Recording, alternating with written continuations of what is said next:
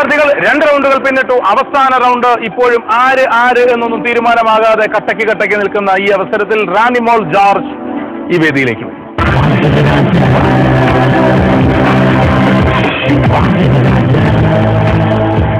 റാണിമോൾക്ക് ഞാനൊരു വിഷയം തരാം. നല്ല സാഹിത്യത്തിൽ മലയാള ഭാഷയുടെ എല്ലാ വർണ്ണ ശബളിമയും വാക്കുകളിൽ നിറച്ചങ്ങ് മനോഹരമായി വാക്കുകളുടെ ചിത്രശലഭങ്ങളെ പുറത്തേക്ക് പറത്തിവിടൂ.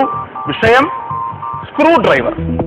അമേരിക്കയും ജപ്പാനും തമ്മിലുള്ള ലോകമഹായുദ്ധം.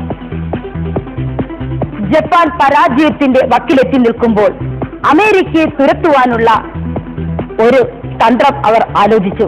ഹൃദയത്തിൽ തുളച്ചു കയറുന്ന ശബ്ദമുള്ള ഒരു പെൺകുട്ടിയെ തിരഞ്ഞെടുത്ത് ജീവിതത്തെക്കുറിച്ചും കുടുംബത്തെക്കുറിച്ചും മാതാപിതാക്കളെക്കുറിച്ചും ഭാര്യയെക്കുറിച്ചും മക്കളെക്കുറിച്ചുമുള്ള ഒരു ആശയം റേഡിയോ പ്രഭാഷണത്തിലൂടെ എല്ലാവരിലും എത്തിച്ചു. നിസ്സംശയം പറയട്ടെ, അല്പം പോലും താമസിക്കാതെ അമേരിക്കൻ പട്ടാളത്തിലെ ഒട്ടുമുക്കാൽ പേരും യാത്ര പറഞ്ഞ് സ്വന്തം നാടുകളിലേക്ക് തിരിച്ചതായാണ് ചരിത്രം രേഖപ്പെടുത്തുന്നത്.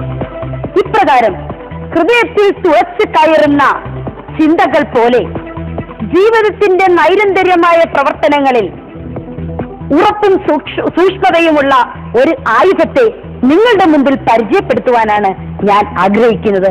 നിങ്ങൾക്ക് ആ വിദ്വാന്റെ പേര് അറിയാം. ആംഗലേയ പദത്തിൽ ആ വിദ്വാന്റെ പേരാണ് സ്ക്രൂ ഡ്രൈവർ. Very good.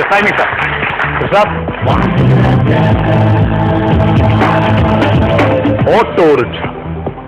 നഗരപ്രാന്തങ്ങളിലും ഗ്രാമവീഥികളിലും രാജകീയ പ്രൗഢിയോടെ കാണുന്ന മുച്ചക്ര ശകടം. ഉത്തരേന്ത്യയിലെ തെരുവീഥികളിൽ റിക്ഷ വലിച്ചു തളർന്ന് ചുക്ക വലിച്ച് ചോര തുപ്പുന്ന തൊഴിലാളി വർഗത്തിന് കേരളത്തിന്റെ തെരുവീഥികളിൽ അന്യമാക്കിയ മഹാവിപ്ലവകാരി. പാദങ്ങളുടെ ശുഭഗതയും സുഗമതയും വകവയ്ക്കാതെ പണ്ഡിത പാമന ധനിക ദരിദ്ര ഭേദമന്യേ ആരെയും ലക്ഷ്യസ്ഥാനത്തെത്തിക്കുന്ന പരോപകാരി. 3 ചക്രങ്ങൾ വീഥികളിലൂടെ ഉരുളുമ്പോൾ മുന്നിലിരിക്കുന്ന കാക്കിയിട്ടവന്റെ മുഖത്ത് പുഞ്ചിരിയും അവന്റെ കുടുംബങ്ങളിൽ സന്തോഷാരവങ്ങളും ഉയർത്തുന്ന അത്താണി. ഒന്നുകൂടി പറയട്ടെ, കുണ്ടും കുഴിയും നിറഞ്ഞ വഴികളിലൂടെ ഉള്ള യാത്രക്കിടയിൽ ഭാരം വലിച്ചും ആളക്കയറ്റിയും പ്രയാണം നടത്തുമ്പോൾ പിൻസീറ്റിലിരിക്കുന്നവന്റെ നടുവടിച്ചു എന്ന് ആരെങ്കിലും ഈ മുച്ചക്ര പേടകത്തെ ചൂണ്ടി കുറ്റം പറഞ്ഞാൽ നരഗർഭിണിയെ കയറ്റിത്തരൂ, സുഖപ്രസവം സാധ്യമാക്കിത്തരാമെന്ന് ഈ പേടകം ആത്മഗതം പറഞ്ഞാൽ ലജ്ജിക്കുകയല്ലേ മലയാളിക്ക് സാധ്യമുള്ളൂ. നന്ദി, നമസ്കാരം. ഇന്ദു വരൂ. ഇന്ദു സംസാരിച്ചോളൂ നല്ല ഭാഷയിൽ. വിഷയം തീപ്പെട്ടി. കരിമ്പിൻ തണ്ടുപോലെ വെളിഞ്ഞു നീണ്ട സൗന്ദര്യം, പക്ഷേ നാവിലിട്ടാൽ അലിയുന്ന മാധുര്യമില്ല. ഒരു തടിത്തുണ്ടിന്റെ നിർവികാരതയുടെ അറ്റത്ത് കരിമരുന്നിന്റെ വന്യത ഒളിച്ചിരിക്കും. അതെ, ഒരു തീപ്പെട്ടിക്കൊള്ളിയെ കുറിച്ചാണ് ഞാൻ പറയുന്നത്. ശിരസിൽ സ്ഫോടനാത്മകതയുമായി ഒരു ചെറു ചതുരക്കൂടിനുള്ളിൽ തളയ്ക്കപ്പെട്ട ജന്മങ്ങൾ. കുടിലു തൊട്ട് കൊട്ടാരം വരെ എല്ലാ സാധാരണക്കാരന്റെയും ജീവിതം ഒരു ദിവസം ആരംഭിക്കുന്നത് അടുക്കളയിൽ ഈ ചെറു വസ്തുവിന്റെ സഹായത്തോടെയാണ്. പിന്നെ സന്ധികളിൽ പരക്കുന്ന രാമനാമത്തിന്റെ വിശുദ്ധിക്ക് പ്രകാശമേകുന്നതും ഇതേ സൗന്ദര്യമാണ്. പിന്നെ ഒരു കൂട്ടം നിസ്സഹായരായ മനുഷ്യ ജന്മങ്ങൾക്കിടയിലേക്ക് പൊട്ടിത്തെറിച്ച് കത്തി അമരാൻ തുടക്കം കുറിക്കുന്നത് ഇതേ വിഷസൗന്ദര്യമാണ്. ഒരു തീപ്പെട്ടിക്കൊള്ളി ഞാൻ ഉരയ്ക്കുമ്പോൾ ഒരു നിമിഷം എന്റെ കൈകളിൽ മിന്നിത്തെളിയുന്ന ഒരു പ്രഭാപൂരം. പിന്നെ പതിയെ പതിയെ കത്തി അമർന്ന് കൈവിരലുകളിൽ സുഖകരമായ ഒരു പൊള്ളൽ അവശേഷിപ്പിച്ച് ഒരു കരിക്കട്ടയായി ഒടുങ്ങുന്ന നീ എന്താണ്? ഒരു തീപ്പെട്ടിക്കൊള്ളിയോ, ഒരു നഷ്ടപ്രണയമോ, അതോ ഈ നശ്വര മനുഷ്യ ജീവിതം? ആദ്യ റൗണ്ടിലെ റാണിയുടെ പെർഫോമൻസും 2ാമത്തെ റൗണ്ടിലെ ഇർഷാദിന്റെ പെർഫോമൻസും 3ാമത്തെ റൗണ്ടിലെ ഇന്ദുവിന്റെ പെർഫോമൻസും ഇത് 3ഉം ഒന്നിനൊന്ന് മെച്ചം എന്നുള്ള രീതിയിൽ പോവുകയാണ്. പറയൂ ഗണേശേട്ട. ടോട്ടൽ പെർഫോമൻസ് മത്സരത്തിൽ ഇഞ്ചോടിഞ്ച് മത്സരിച്ചു. ഞാൻ റാണിമോൾക്ക് 20ൽ 16 മാർക്ക് ഞാനിടെയാണ്. 20ൽ 16 മാർക്ക്, 80% ആണ്. ഡോക്ടർ രാധിക. റാണിയുടെ അവസാനത്തെ റൗണ്ടിലെ പെർഫോമൻസ് എനിക്ക് അത്രയും ഇഷ്ടമായില്ല. കാരണം സ്ക്രൂ ഡ്രൈവറിനെ കുറിച്ച് പറയുമ്പോൾ സാഹിത്യ ഭാഷയിൽ പറയണമെന്നാണ് പ്രദീപ് പറഞ്ഞത്.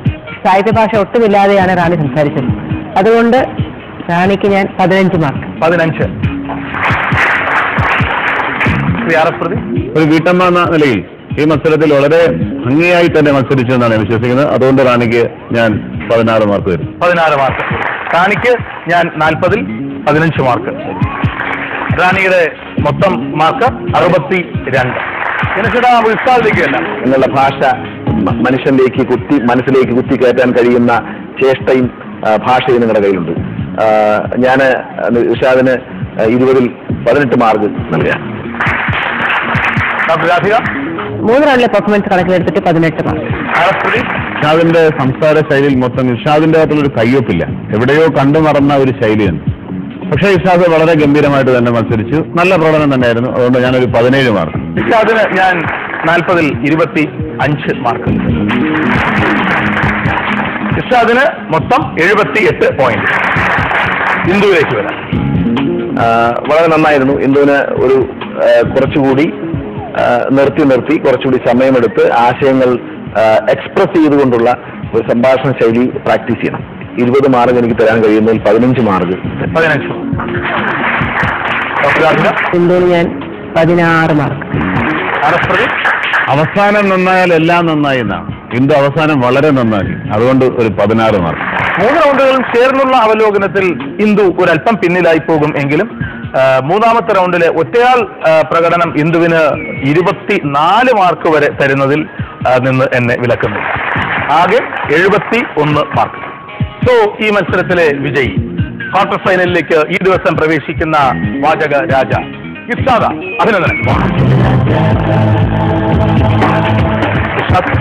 3333 രൂപയുടെ ചെക്കാണ് ഈ റൗണ്ടിലെ വിജയം.